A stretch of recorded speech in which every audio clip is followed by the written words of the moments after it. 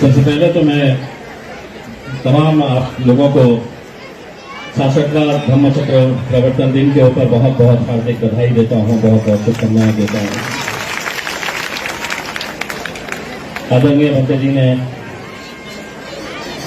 मुझे आदेश दिया है, मैं उनको तमाम यहाँ पर जितने भी मौजूद सम्मानीय भंते जी है और ये जन समुदाय है, आप सबको एक बात कहकर जाना चाहता हूं और अपने अपने मोबाइल के अंदर ये आप लोग चाहे तो दर्ज कर लीजिएगा कि मैं अगर दिल्ली की लोकसभा तक पहुंचा हूं, अगर मुझे किसी ने खासदार बनाया है तो उसमें आप लोगों का बहुत बड़ा योगदान है।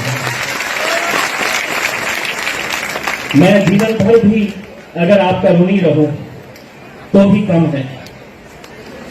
शायद जीवन में ऐसे बहुत सारे लोगों ने अलग अलग चुनाव देखे होंगे, लेकिन ये जो चुनाव औरंगाबाद का हुआ था उसमें एक बात हमने पूरे देश को पहुंचाई थी, पूरे देश के अंदर एक मैसेज दिया था। अगर बुद्धिस्ट समाज, दलित समाज और मुसलमान एक बनकर ताकत बनकर खड़े रहता है तो वो क्या कर सकता है, उसकी जिंदा मिसाल आपके सामने मैं खड़ा हुआ। और मैं पूरी जिम्मेदारी के साथ ये बात कहता हूं कि ये समाज जिसमें से कई लोगों को मैं नहीं जानता था, वो मुझे नहीं जानते थे, लेकिन जिस तरह से आप लोगों ने मेहनत किए, जिस तरह से आप लोगों ने काम किए, तो ऐसा लगता नहीं था कि इम्तियाज जलील चुनाव के अंदर खड़ा हुआ है, बल्कि वो खुद चुनाव के अंदर खड़े हुए हैं, इस तरह की मेहनत करते थे। इसीलिए जब मुझसे ये कहा जाता है कि आप यहां पर सभागृह बनाओ, आप हमारे लिए कुछ करके जाओ, तो मैं भंते जी को, आदरणीय भंते जी को ये बात बताना चाहता हूं कि पिछले 20 सालों के अंदर इतने बुद्ध विहार नहीं बने होंगे जितने मैं 5 साल के अंदर मेरे चुनावी क्षेत्र के अंदर बनाने जा रहा हूं। और 5 साल के बाद जब मैं हिसाब रखूंगा तो सिर्फ जबानी खर्च नहीं करूंगा कि मैंने आपको बोला था, मैं आज आपको ये बता रहा हूं। आप तो सिर्फ एक इलाके की बात कर रहे हैं, मैंने कन्नड़ के अंदर, गंगापुर के अंदर, वैजापुर के अंदर, आज N9 के अंदर विश्व शांति जो बुद्ध विहार है, N9 सड़कों के अंदर, वहां पर सुबह एक कार्यक्रम था और वहां पर उस कार्यक्रम के अंदर उन्होंने ये मांगनी थी कि हमें सभागृह नहीं चाहिए, हमारे बच्चों को हमें पढ़ाना है, हमें उन्हें अच्छी शिक्षा देना है, हमें एक आप अभ्यासिका एक स्टडी रूम बनाओ। मैंने 1 मिनट का वक्त नहीं लिया और उसी वक्त 15 लाख रुपए का घोषणा करके आया हूं मैं। ये किसके लिए? ये समाज के लिए, जिसे आज शिक्षा की जरूरत है, आज पढ़ने की जरूरत है। बाबा साहब अंबेडकर जी ने क्या कहा है? शिका, संगठित हुआ, संघर्ष करा। आप लोगों ने बाबा साहब के सिर्फ 2 ही मंत्र अपनाए हैं।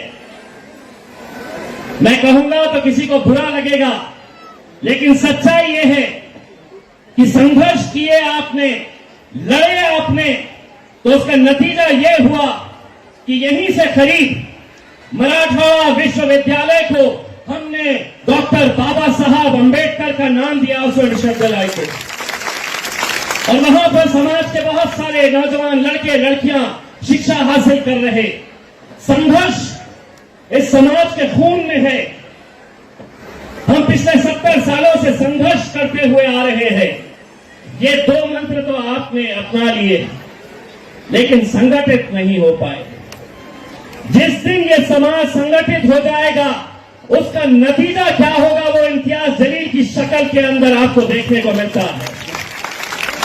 हमें अपनी राजनीतिक ताकत भी बढ़ानी होगी, क्योंकि कहीं ना कहीं हमारे जितने मसले हैं, अगर हमारे समाज का एक आमदार चुनकर आता है, खासदार चुनकर आता है, तो किसी से मांगने की जरूरत नहीं होती है। उसको मालूम है कि मेरे समाज ने मुझे जिताया है और मेरे समाज के लिए मुझे ये करना है। आज हम ये कर सकते हैं। मैं आपको इतना यकीन दिलाता हूं कि मैं ये जो भी वादा करके जाता हूं, मैं कोई अपने जेब से नहीं करता हूं। करोड़ों रुपए की निधि दलित बस्ती के नाम के ऊपर आती है, कहां जाती है, कहां इस्तेमाल होती है, कभी सोचा है किसी ने? ये आप ही की बस्तियों के अंदर खर्च करना है।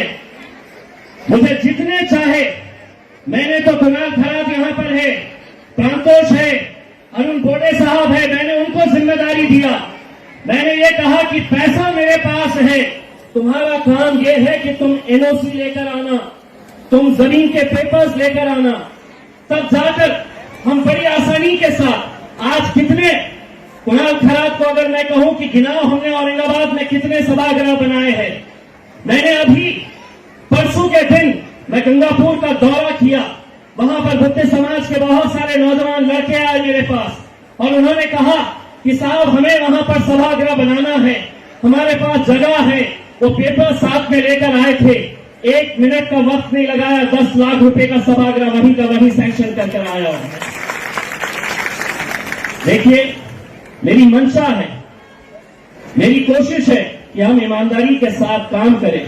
और जैसा मैंने आपको कहा है कि मैं एहसान फरामोश नहीं हूं कि आपने मेरा इतना साथ दिया। अरे जो कभी लोग सोचते नहीं थे, कभी किसी के दिमाग में ये बात नहीं आई थी।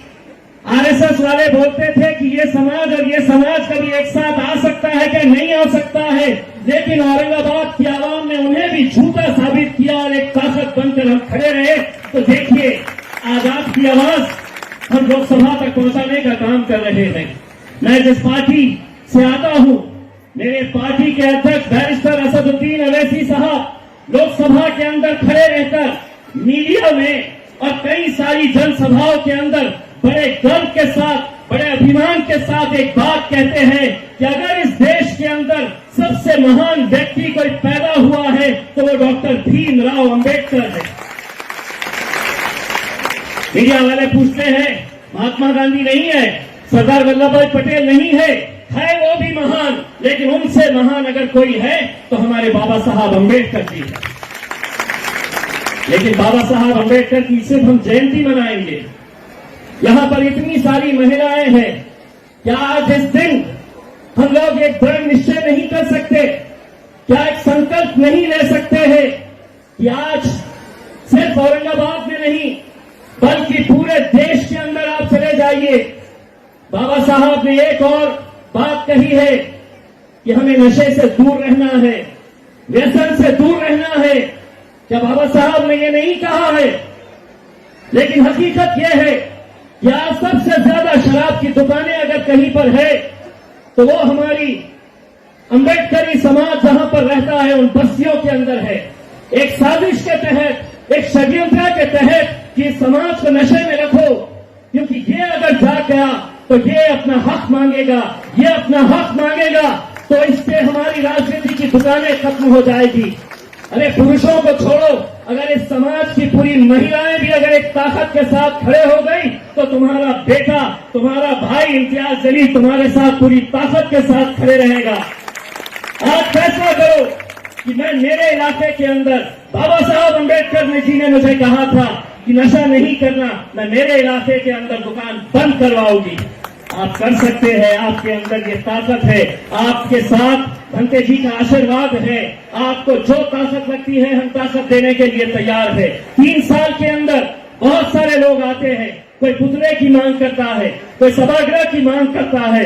मैं 3 साल से इंतजार कर रहा हूं कि कोई आए मेरे पास और ये कहे कि हमको आपकी मदद चाहिए हमारे इलाके से शराब की दुकान बंद करने के लिए। ये सामाजिक मुद्दा है, इसके ऊपर गौर करने की जरूरत है। सभागृह तो बनते रहेंगे, हम इस तरह के जश्न तो मनाते रहेंगे, लेकिन ये सामाजिक दायित्व हमारा और आपका, हम सबका है। मुझे भंते जी ने यह आदेश दिया है कि यहाँ पर ये बनाना है करके। मैं आज भी भंते जी को ये कहता हूँ, लेकिन मुझे एक बात की खुशी इस बात की है कि आज जिस वक्त उन्होंने ये मांगनी की है तो मेरे एक तरफ हमारा प्रांतोष वाघमारे है, मैं भंते जी को ये कहूंगा कि इसको आदेश दे कि पेपर लेकर आए, एनओसी क्लियर करे। 1 महीने के अंदर अगर आपके सभागृह के काम की शुरुआत नहीं करी तो मेरा नाम बदल दीजिएगा।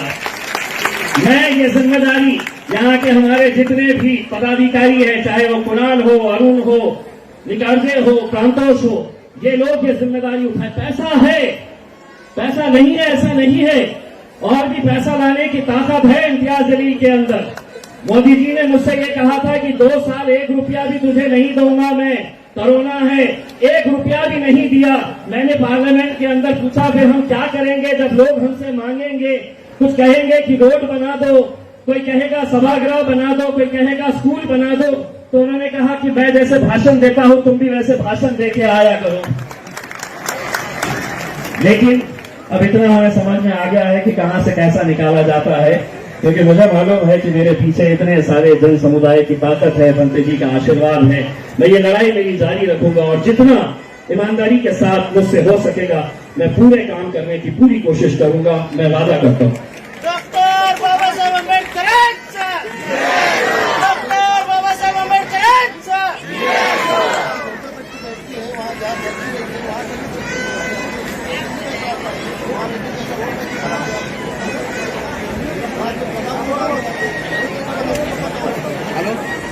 हजारों लाखों की संख्या के बीच में आप लोगों को एक शब्द देकर जा रहा हूं कि अगर एनओसी मिलती है, यहाँ का पेपर मिलता है, तो 1 महीने के अंदर हम यहाँ के सुशोभीकरण के और सभागृह का काम की शुरुआत करेंगे। मेरे पास पैसा नहीं है ऐसा नहीं है, पैसा है, लेकिन अब मैं ये चाह रहा हूँ कि हम अलग अलग इलाकों के अंदर भी जाए।